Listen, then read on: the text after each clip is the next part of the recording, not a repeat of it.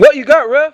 Today we're going to be talking about one of the most controversial plays in recent basketball, from the NCAAW Women's March Madness Final Four game between Iowa and UConn. The controversy is around the last foul call made, which was a moving screen. Everyone on Twitter had their views of it. A lot of well-known athletes disliked the call. They have this notion that on a game-deciding play, you can't call that. So we have a tough call here made, and if you look at the polls, they're showing about 50-50 to 40-60 splits. And these moments show the difficulty of being a referee and how crucial their angles are on the floor. If we look at this first angle, from this view, it looks like a nothing play. A nothing play meaning maybe there's incidental contact or minor contact, things that usually occur in a game, just some bumps, contact that we would pass on or not call. Now from this angle, it shows why a moving screen was called. Now people who reacted might not have seen this angle because maybe the broadcast didn't show the second angle, but this just shows how crucial angles are in reffing and how people in different positions can see different things. For example, a coach and player's position / angle from the bench might look like there is no foul, but then the referee that has a better angle on the court can see that there's clear contact, which resulted in a foul being called.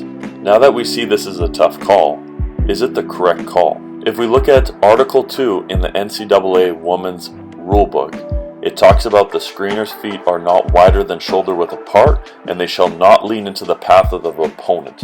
This is exactly what happens on this play. The base of the screen is wide with the extended hip and leaning with the upper shoulder into the defender.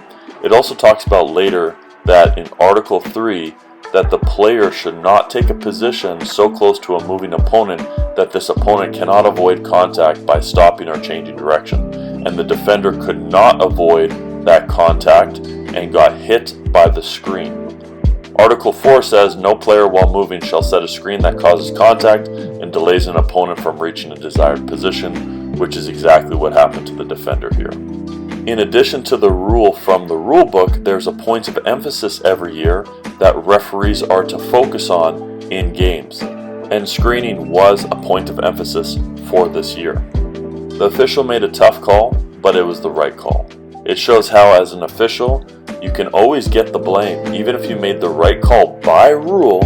However, there's a couple perspectives we don't really consider, like Colin's tweet of how this is a bad time to set a moving screen, or how the people would react completely differently if this obvious screen wasn't called and UConn won by hitting an open shot created by this illegal screen. Or we can take the words of Paige herself from UConn. Everybody can make a big deal of that one single play, but not one single play wins a basketball game or loses a basketball game. Where we take ownership and know that there's 40 minutes in a game, you had multiple other possessions to put you in the lead or in a winning position, and it doesn't come down to one call.